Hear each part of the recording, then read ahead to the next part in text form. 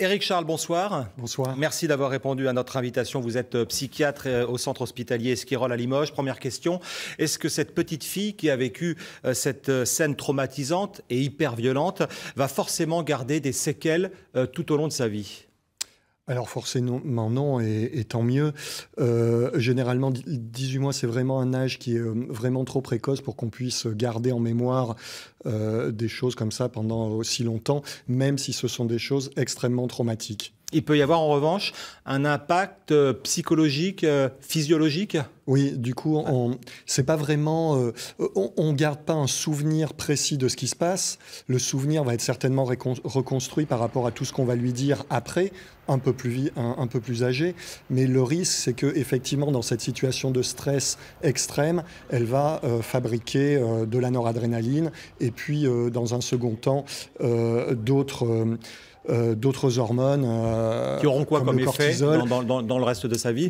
Qui risque d'avoir, c'est un risque, hein, il y a quand même plus de chances que tout se passe bien et que tout rentre dans l'ordre assez rapidement, surtout si elle a été bien prise en charge, mais le risque c'est qu'effectivement il y ait une effraction traumatique par cette hyper-fabrication de ces hormones et neurotransmetteurs. Alors justement, rapidement, la prise en charge d'un enfant comme celui-ci, ça doit être quoi, juste après un drame comme celui-ci ? À 18 mois, la prise en charge, elle doit être quand même le plus légère possible. Ouais. C'est-à-dire, vous avez dit dans le reportage que la cellule d'urgence médico-psychologique était intervenue. C'est plus pour l'entourage. Il va y avoir la prise en charge de la maman, mais l'idéal, c'est que voilà, la maman reste avec son enfant et puis qu'on puisse les accompagner. C'est peut-être un peu plus tard dans les années qui viennent qu'il faudra faire un petit peu plus attention à ce qu'on va lui dire. Alors évidemment, on a du mal à imaginer et à comprendre qu'un père ou qu'une mère puisse mettre en danger la vie de son enfant et même au-delà puisse le tuer ou tenter de le faire. Qu'est-ce qui se passe dans la tête de ces personnes ?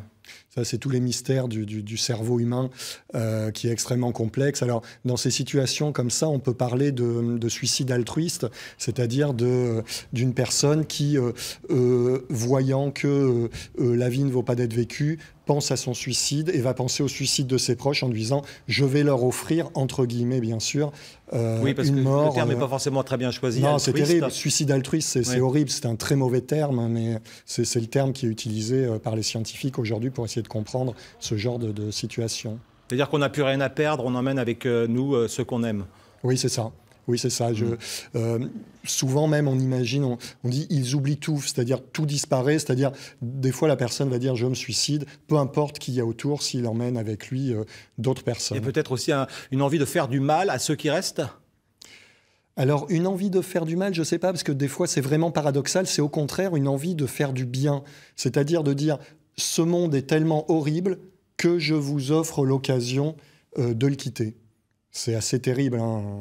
Bon, on a l'impression qu'il y a de plus en plus de faits divers comme celui-ci. C'est le reflet d'une société de plus en plus violente ou pas forcément ? Alors, je sais pas. Je sais pas si on le voit plus, s'il y a plus de reportages ou qu'on est plus attentif à ce genre de situation ou si c'est réellement plus fréquent. Je pense qu'on est quand même encore loin du monde anglo-saxon. Et notamment des États-Unis. Oui, notamment des États-Unis. Merci beaucoup Éric Charles. Je rappelle que vous êtes donc psychiatre au centre hospitalier Esquirol à Limoges. Merci beaucoup.